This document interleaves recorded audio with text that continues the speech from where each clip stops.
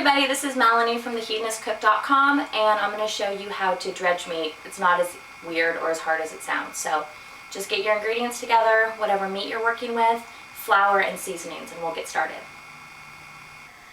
Okay, so this is how you dredge meat. The first thing you're going to want to do is take seasonings that you're going to add to flour. So in this recipe I'm using garlic, probably actually not this much, but it's pretty open to interpretation. So you're going to want to mince the garlic. Make sure you remember that you want to keep your fingers like this. If you keep your fingers like this, you're going to cut your fingers off, and that's going to really suck. So as best as you can, keep your fingers out of the way.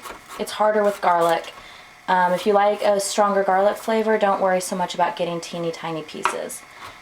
So dredging is basically the simple idea that you're going to take meat, you're going to put it in seasoned flour, mix it in, and then when you brown the meat, you're going to already have a thickening agent ready.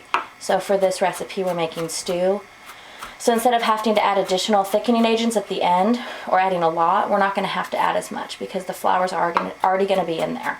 On top of it, when we brown the flour, we're going to be creating a really great flavor. It's going to take away that floury flavor that you see sometimes when you taste gravy that tastes awful. It's because they just added a bunch of flour, they didn't brown it, and they didn't remove that taste.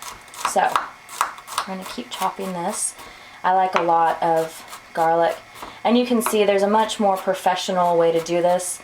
I don't really care. I like the taste of garlic, so I don't care about getting every piece perfect, but I'm sure that there's a lot of chefs out there that would hate the way I'm doing this. So we're going to take the garlic, we're going to put it in here, and we're going to add our seasonings. So for this recipe, and for pretty much every recipe, we're going to be adding, or I always add, cayenne. And a little bit goes a long way, but it's definitely good to put it in early in the recipe. This is literally like 2 shakes, maybe a 1/16 of a teaspoon. Some salt. I really like this brand of sea salt. Again, maybe half a teaspoon, full teaspoon, and then some pepper. So we're going to want to mix that up.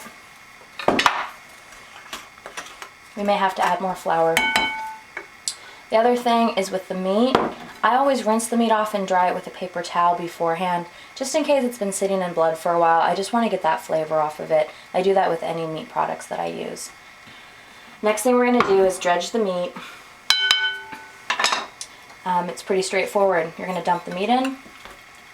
You're going to get your hands covered in meat, so if you don't like that, you should probably not do this.